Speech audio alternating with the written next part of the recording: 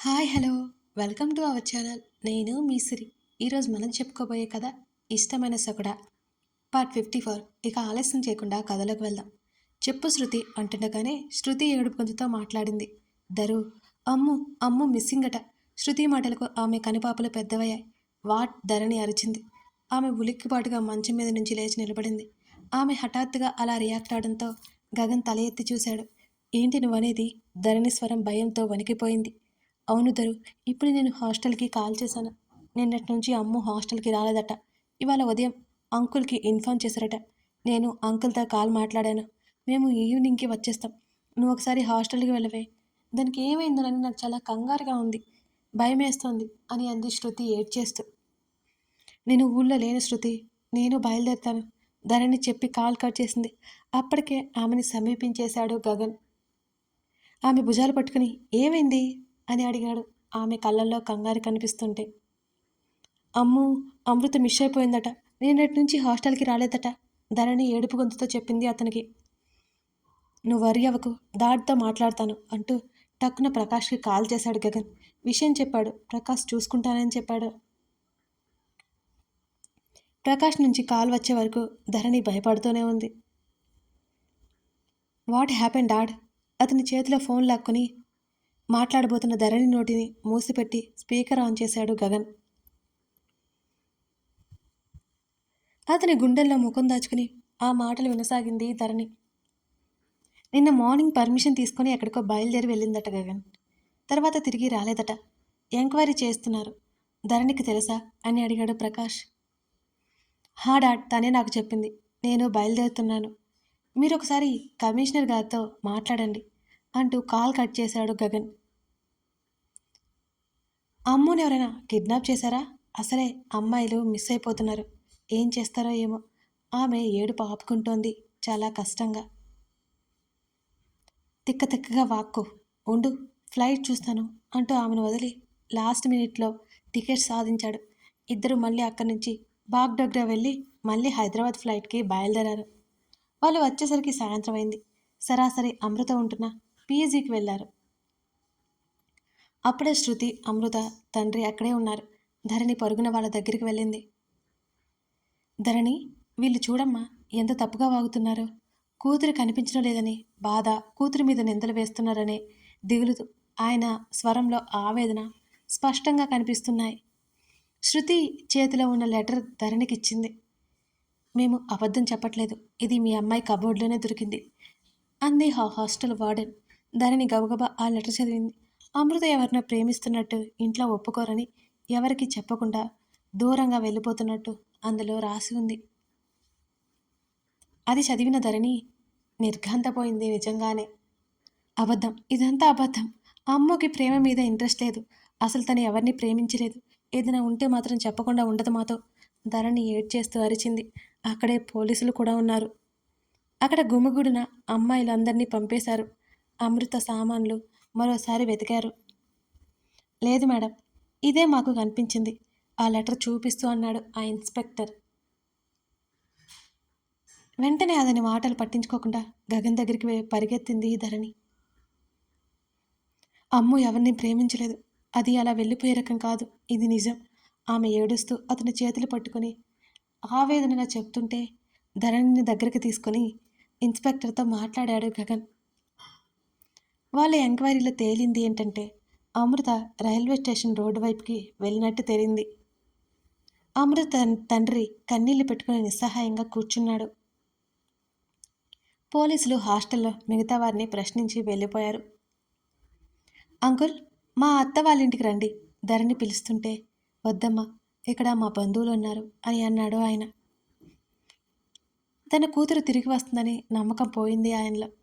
ఈ మహానగరంలో ఎందరో అమ్మాయిలు కనుమరుగైపోవడం కొత్త ఏమీ కాదు. శృతి, అంకుల్ని చూసుకో, అమ్ముకి ఏం కాదు, మనం కనిపడదాం ధరణి కళ్ళు తుడుచుకుంటూ ధైర్యం చెప్పింది వాళ్ళకి. గగన్, ధరణి ఇద్దరు అక్కడి నుంచి బయలుదేరారు. నిన్న ఉదయం మా ఆఫీస్కి వస్తున్నట్టు తను మెసేజ్ చేసింది. ఆ తర్వాత తను మిస్ అయిపోయింది. నా కోసమే బయలుదేరి మిస్ అయింది ఆలోచిస్తూ ఏడుపు గొంతుతో చెప్తున్న ధరణి మాటలు విని గగన్ కారు బ్రేక్ వేశాడు. సాయంత్రం ఇంటికొచ్చిన హర్షకి గగన్ నుంచి కాల్ కానీ మెసేజ్ కానీ లేదు. గగన్కి కాల్ చేసినా లిఫ్ట్ చేయలేదు. అమృత గొడవలో ఉన్న గగన్ హర్ష కాల్ ఇగ్నోర్ చేశాడు. ఏమైంది హర్ష, గగన్ ఎక్కడా అడుగుతుంటే కాల్ లిఫ్ట్ చేయట్లు. నువ్వు వెళ్ళి ఫ్రెష్ అవ్వు, ఆమెను పంపేసి విజయ్కి కాల్ చేశాడు. నువ్వు చెప్పగానే నేను వచ్చాను హర్ష. 2 అవర్స్ పాటు వెయిట్ చేశాను, ఎవరూ రాలేదు. ఇక తిరిగి ఇంటికి వచ్చేసాను. వస్తే కీస్ ఇద్దాం అనుకున్నాను, ఇక రాలేదు కదా అని నాతో పాటే తెచ్చుకున్నాను అని అన్నాడు విజయ్. సరే, మెరీనా గురించి ఏమైనా తెలిసిందా అని అడిగాడు. తను నేను కూడా ఈ మధ్య చూడలేదు, ఇక్కడ ఉండట్లేదని తెలిసింది. ఇక తన లైఫ్లోకి రాదని అనుకుంటున్నాను అని అన్నాడు విజయ్. సరేనంటూ కాల్ కట్ చేశాడు హర్ష. గగన్ ధరణి ఇద్దరు అక్కడి నుంచి బయలుదేరారు. నిన్న ఉదయం మా ఆఫీస్కి వస్తున్నట్టు తను మెసేజ్ చేసింది. ఆ తర్వాత తను మిస్ అయిపోయింది. నా కోసమే బయలుదేరి మిస్ అయిపోయింది. ధరణి ఆలోచిస్తూ ఏడుపు గొంతు చెప్తుంటే ధరణి మాటలు విన్న గగన్ కారు బ్రేక్ వేశాడు. అమ్ముకి ఏం కాదు కదా, ధరణి కళ్ళు తుడుచుకుంటూ అడిగింది. ధరణి మాటలు అతనిలో అనుమానాన్ని రేకెత్తించాయి. ఆమెను ఇంటి దగ్గరికి తీసుకెళ్లి ఆమెతో పాటు లోపలికి నడిచాడు. విషయం తెలుసుకున్న మాలవిక ధరణిని ఓదారుస్తోంది. గగన్ కమిషనర్కి కాల్ చేసి విషయం అంతా చెప్పాడు. మరో 2 రోజులు ఎలా గడిచాయో కూడా తెలియలేదు. అమృత జాడ తెలియలేదు. ధరణి ఏడుపు చూస్తుంటే అతనికి ఇరిటేషన్ వస్తుంది. తినట్లేదు, తాగట్లేదు, విసుగొస్తుంది అతనికి. కాఫీ పట్టుకురా, గగన్ తల్లి ముందే ఆర్డర్ వేయడంతో ధరణి తలాడించింది. మామూలుగా తీసుకురమ్మని ఉంటాడు అనుకుంది మాలవిక. అత్త, కాఫీ అంట, ఇవ్వు, మాలవికని అడిగింది ధరణి. అత్తయ్య పెట్టిన కాఫీ గగన్ గదికి తీసుకెళ్ళింది ధరణి.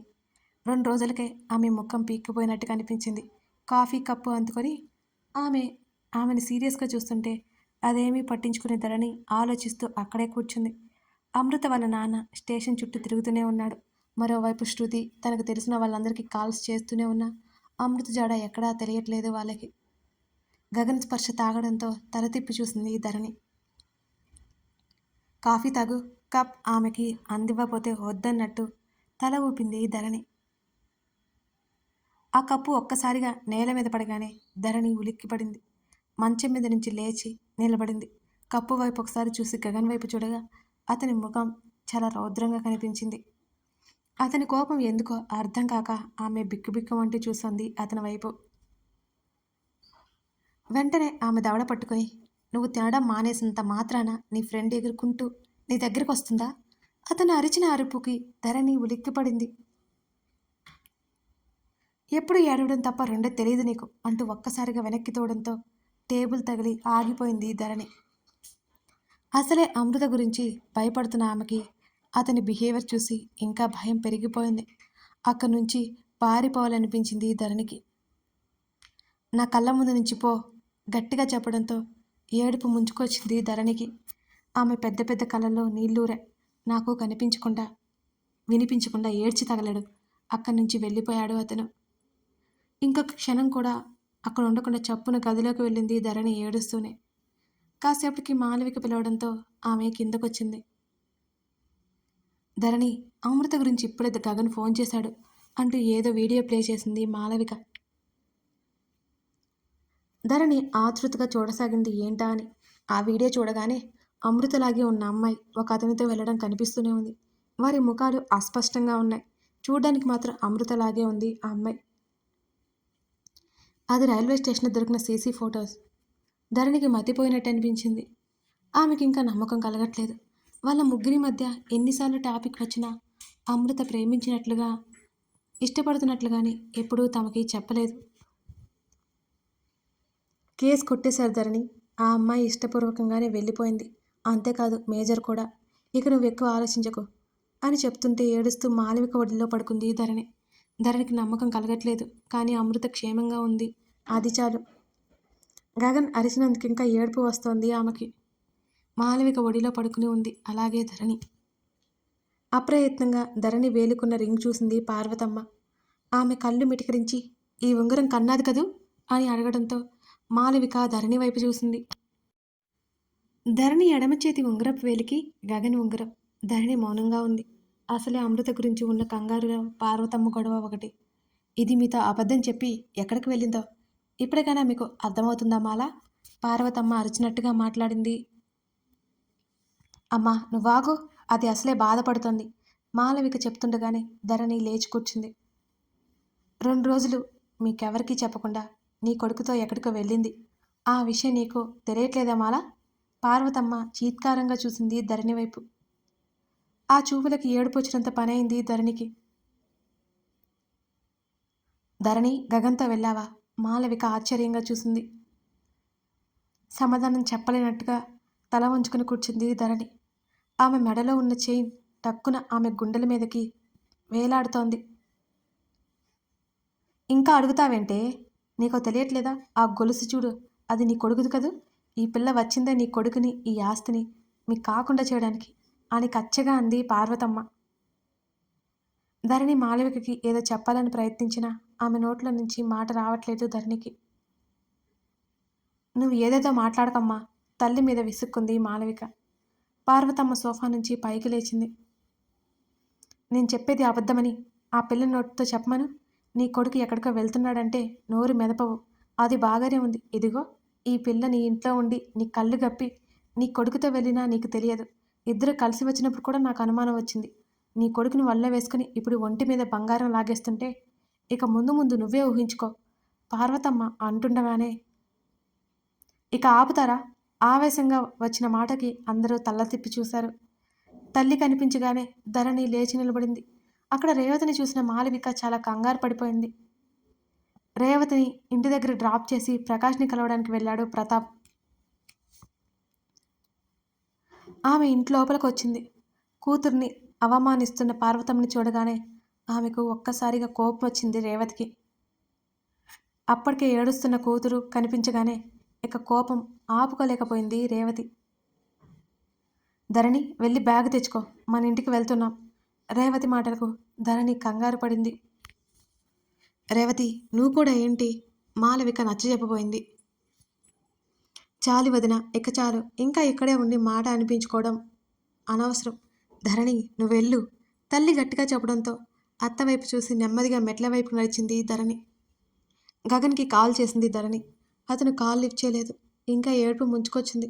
అతను వచ్చి తన తల్లికి ఏదో ఒకటి చెప్తాడని ఆమె ఆశపడింది. ఆమె వస్తువులు బట్టలు దాదాపు అక్కడే వదిలేసి కొన్ని పెట్టేసుకుని ఒక బ్యాగు పట్టుకుని కిందకొచ్చింది ధరణి. అప్పటికే మాలవిక రేవతితో మాట్లాడుతోంది. నువ్వేం చెప్పకు వదినా. నువ్వేంటి నాకు తెలుసు. నీ మీద నాకేం కోపం లేదు. అది ఇక్కడ ఉండదు. ఇక దానికి ఇల్లు లేదా, వాకిల్ లేదా? ఇంకా ఇక్కడే ఉండి మాటలు పడ్డం ఎందుకు? ఏమన్నా పడుతుందనేగా ఎన్ని మాటలు అంటున్నారు అంటూ పార్వతమ్మ వైపు ఒకసారి చూసి, అదేమి కూటికి గూడికి గతిలేక ఇక్కడికి ఉండట్లేదు అత్తయ్య గారు. తన మామయ్య ఇంట్లో ఉండాలనుకుంది. అది వద్దంటూనే ఉంది. నేనే బలవంతం మీద ఇక్కడ ఉండమన్నాను. దానికి మోసం చేయడం, వల్ల వేసుకోవడం ఇలాంటివన్నీ చేత కాదు. ఆస్తికి ఆశపడేది కాదది. గగన్కి ఎంత ఆస్తి ఉందో దానికి రెట్టింపు ఉంది అంటూ దండం పెట్టి, నాకు ఒక్కడే బాధగా ఉంది వదిన.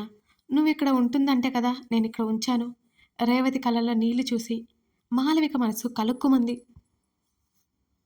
ఎలా వచ్చిందో అలాగే ధరణి చేతులు పట్టుకుని బయటికి నడిచింది రేవతి. అమ్మా, అత్త ఏమనలేదు. మామయ్య వచ్చాక వెళ్ళిపోదాం. ధరణి నచ్చజెప్తూనే ఉంది తల్లికి. గగన్ వస్తాడని ఆమె ఆశ. తన తల్లి పంతం గురించి ధరణికి భయంగా ఉంది. మా వదిన గురించి నాకు తెలుసు ధరణి, కానీ నిన్ను అన్ని మాటలు అంటున్నా మౌనంగా ఉండడం నాకు నచ్చలేదు. మాట్లాడకుండా పద అంటూ ఆ గుమ్మం దాటి బయటికి అడుగులేసింది రేవతి కూతురితో పాటు. కథ కొనసాగుతోంది. గగన్ వస్తాడా రాడా? ధరణిక వెళ్ళిపోతుందా? పార్వతమ్మ మాటలకి రేవతిక తీసుకెళ్ళిపోతుందా? ఇవాళ మన ధరణి ప్లేస్లో నేను కూడా ఎమోషనల్ అయిపోయా ఎందుకో మరి. కథ నచ్చితే లైక్ చేయండి. అలాగే మీకేమనిపించిందో కామెంట్ చేసి మీ స్నేహితులకి షేర్ చేయండి. Thank you.